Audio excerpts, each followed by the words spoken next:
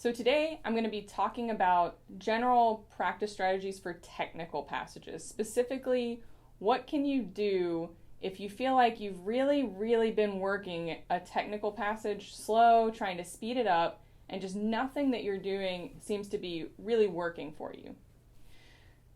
As woodwinds, especially, we have a lot of fast technical passages, and this happens really frequently.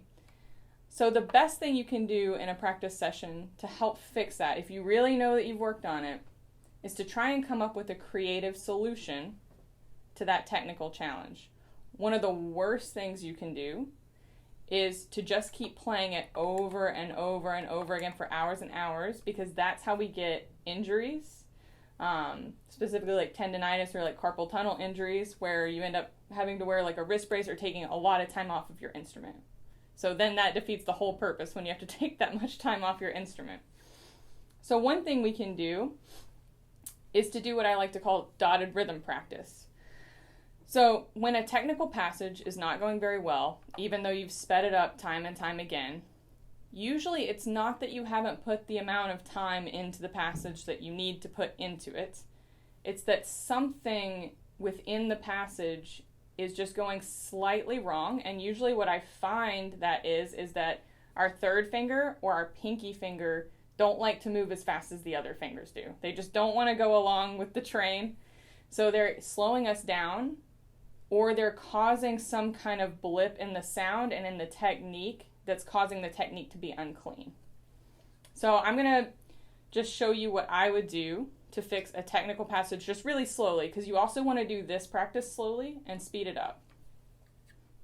So, for instance, in Capriccio Espagnol, the third movement, the clarinet has the same solo that the violin did in the piece before, which is really difficult. The first one is not very difficult because it's just a C major arpeggio, but then the second one tends to be quite difficult because we're going from C to D then to F. So a lot of fingers moving in ways that they don't necessarily want to move. So how I would do that is I would put a dot on the first note of the rhythm of the passage, and then I would take away from the second note. So in effect what's going to happen is you're going to have this dotted 8th, 16th type effect going on. So I'll play the passage really slowly straight once and then show you what I mean.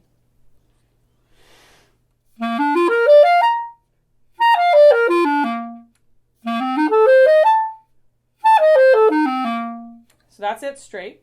And then if I wanted to practice it with a dotted passage, here's how I would do that dotted 8th, 16th idea.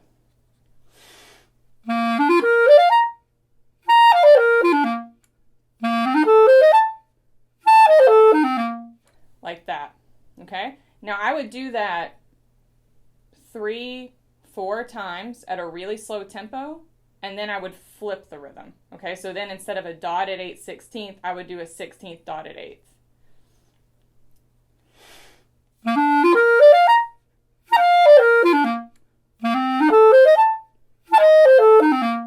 Like that. And I would do that 3 or 4 times at really slow tempo.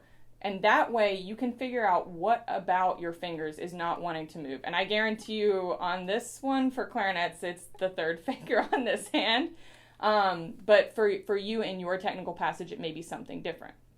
Now, once you do it slow, then you start speeding it up on the metronome. And you do the dotted exercises.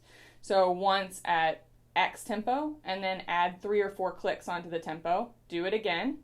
Always flipping, so always a dotted 8th, 16th figure, and then a 16th dotted 8th figure. Okay?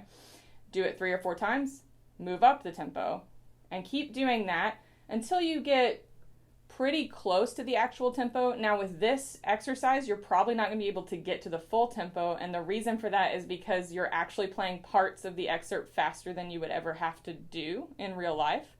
So usually I find if I get to 2/3 of the tempo, what I can do then is I can stop doing this dotted rhythm exercise and start playing it straight again. And actually the technique is much cleaner.